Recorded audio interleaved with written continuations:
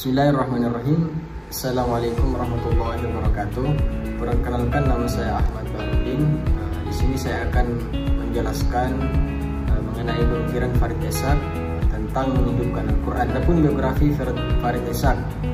Farid Eshaq lahir di sebuah kota praja di kota terkenal di Afrika Selatan bernama Cape Town pada tanggal 8 Maret 1955. Farid Eshaq dilahirkan dalam keluarga kulit hitam miskin di Windhoek. Farid Eshaq adalah seorang cendekiawan, penulis dan aktivis politik Muslim Afrika Selatan yang terkenal karena penentangannya terhadap apartheid, penunjukannya oleh Nelson Mandela sebagai komisaris kesetaraan gender, dan karyanya dalam dialog antar agama.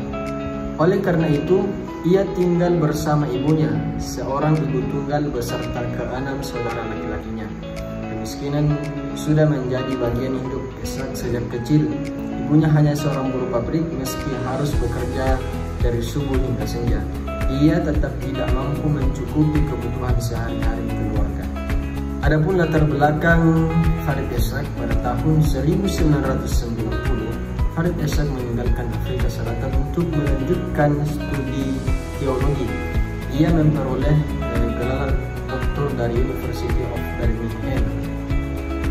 Kemudian Farid Eshaq menjadi profesor tamu studi Islam Pangeran Al-Walid bin Talal di Harvard Divinity School di Cambridge. Kemudian Farid Eshaq menjabat sebagai komisaris kesetaraan gender di Afrika Selatan dan juga pernah mengajar di University Waterkemp, Hamburg. Saat ini beliau menjabat sebagai profesor di Studi Islam University Johannesburg, Afrika Selatan. Beliau adalah kepala cabang BDS di Afrika Selatan. Farid Eshaq bertanggung jawab atas boikot Universitas Johannesburg terhadap Universitas Ben Gurion. Selanjutnya, tokoh-tokoh yang mempengaruhi Farid Eshaq.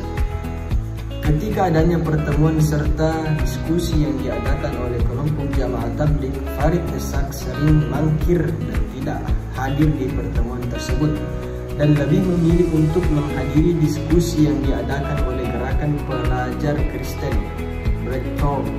Adapun yang menjadi inspirasional dari gerakan ini ialah Norman Wright yang kebetulan menjadi mitra Eshaq dalam memulai proyek kemanusiaan lintas agama.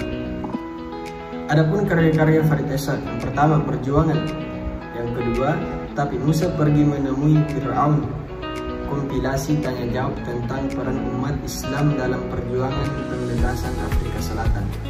Yang ketiga, Al-Quran, pembebasan dan pluralisme, perspektif Islam tentang solidaritas antar agama melawan penindasan. Adapun yang keempat, Islam dan politik. Yang kelima, tentang menjadi seorang muslim, menemukan jalan keagamaan di dunia saat ini. Adapun yang keenam ialah Al-Quran, pengantar singkat. Yang ketujuh, Al-Quran, pendua pembina.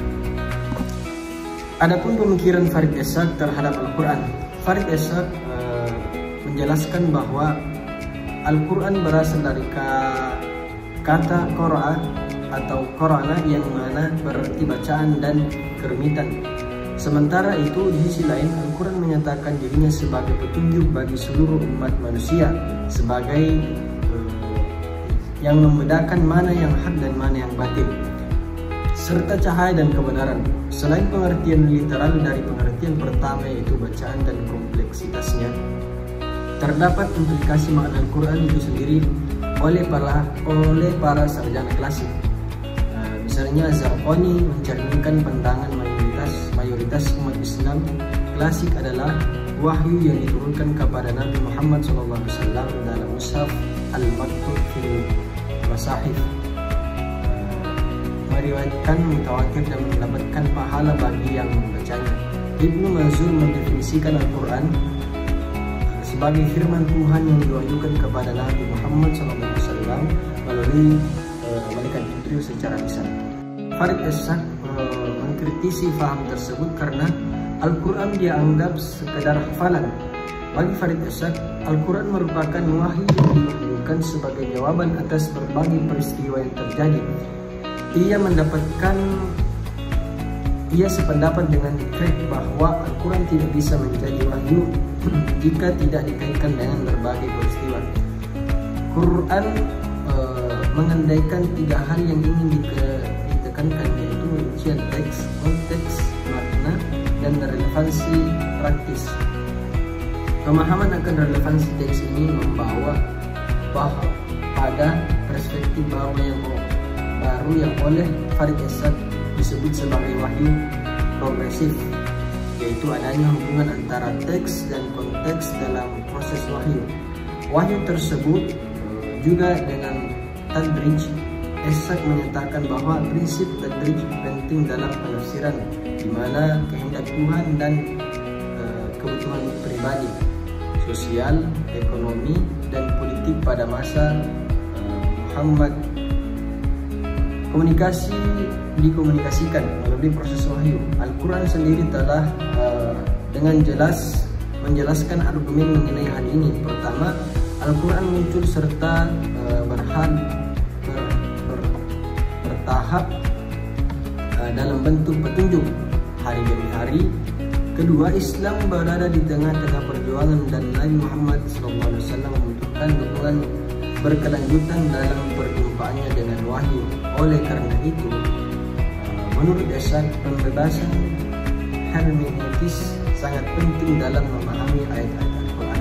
Adapun kesimpulan materi yang saya sampaikan pada kesempatan ini, yaitu Farid Es-Sak adalah salah satu tokoh sentral dalam penggulingan rezim apartheid di Afrika Selatan. Semangat juangnya terinspirasi pada tahun dari semangat juang Nabi Muhammad SAW melawan segala bentuk rasisme, kezaliman, ketidakadilan, dan kapitalisme kaum Quraisy yang tercatat dalam Al-Quran. Bagi Farid Es-Sak, Al-Quran adalah teks yang memerdekakan peristiwa keluarnya hijrah. Nabi Musa dan kaumnya dalam Al-Quran merupakan cerminan dari reinterpretasi terhadap ajaran Quran. Farid Es-Sak mengembangkan Exodus Nabi Musa pada tahun sebagai contoh penindasan serupa yang dialami masyarakat Afrika Selatan. Hermeneutika pembebasan Farid Es-Sak patut diapresiasi sebagai model hermeneutika progresif yang berlandaskan teologi dan fokus pada kondisi Afrika Selatan yang dikuasai apartheid, dan patut dikembangkan dalam konteks di mana negara-negara dunia ketiga terpesok dalam kemiskinan dan ketidakadilan, tak terkecuali tanah air Indonesia. Pada hakikatnya adalah negara yang kaya namun memiliki penduduk miskin. Dengan berakhirnya kolonialisme, negara jajahan akan memasuki era pasca